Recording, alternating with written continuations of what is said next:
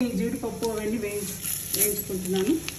దాని తర్వాత సేమ్యాన్ని కూడా వేయిస్తే చాలా రుచికరంగా ఉంటుంది.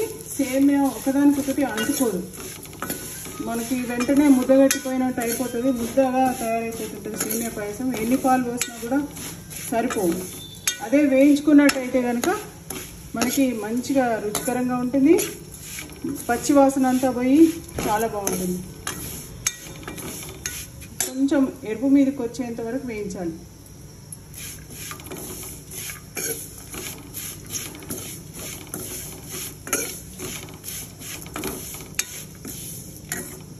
జీడిపప్పు ఎలా అయితే వేగిందో సేమ్యా కూడా అంతే వేగాలి. సేమ్యాను కూడా నేను ఆర్టిఫిషియల్ బయట నుంచి కొనుక్కొచ్చిన సేమ్యా కాదు, ఇది చేతితో తయారు చేసిన సేమ్యా. ఇది చాలా సన్నగా ఉంటాయి. అలా అని చెప్పేసి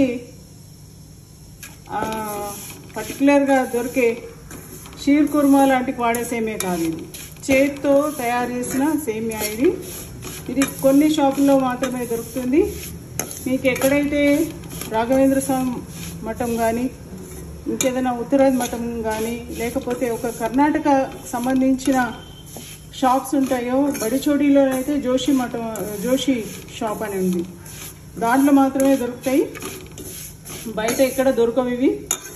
ఇది చేత్తో పూర్తిగా గోధుమ పిండితో తయారు చేసిన సేమ్యాలు. ఇవి ఒరిజినల్ న్యాచురల్గా ఉంటాయి. ఇవి ఆరోగ్యానికి మంచివి.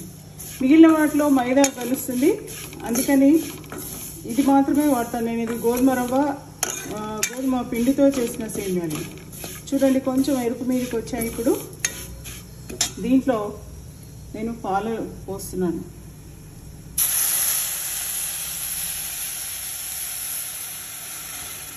పాలు మంచిగా ముందే కాగబెట్టేసుకొని ఉంచుకున్నట్టయితే ఒకలాంటి పింక్ కలర్, మంచి కలర్ వస్తుంది. నేను ముందే పాలు కొంతసేపు ఎక్కువసేపు మరిగించి ఉంచాను. దాంట్లో ఇది సేమ్యా వేసాను. సేమ్యాని మనం క్వాంటిటీని బట్టి మనం తీసుకోవాలి. ఎక్కువ తీసుకున్నట్టయితే కనుక పాలు తక్కువ ఉండి సేమ్యా ఎక్కువ వేసుకున్నట్టయితే కనుక ముద్దగా అయిపోతుంది. అట్లా కాకుండా ఇలా తీసుకున్నట్టయితే కనుక రుచికరంగా ఉంటుంది.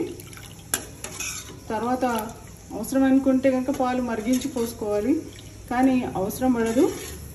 ఇది చూడండి, పాయసం రెడీ అయిపోయింది. దీంట్లో మొత్తం పాలతోనే చేశాను నేను. ఇది ఇలాచీ కూడా దంచేసాను. సేమియా పాయసం ఒకదానికొకటి అంటుకోకుండా ఉంటుంది. పాలు మంచిగా మరిగిన తర్వాత చక్కెర వేయాలి, లేకపోయినట్టయితే చక్కెర వేసిన వెంటనే పగిలిపోతాయి పాలు. అందుకని ఒకసారి సేమియా మంచిగా ఉడికిన తర్వాత చక్కెర వేసేయాలి. నేను చక్కెర వేసేసినాను, మళ్ళీ మరుగుతుంది కూడా. దీన్ని దించేసుకుంటే సరిపోతుంది. ఈరోజు నేను మీకు ఇంకో కొత్త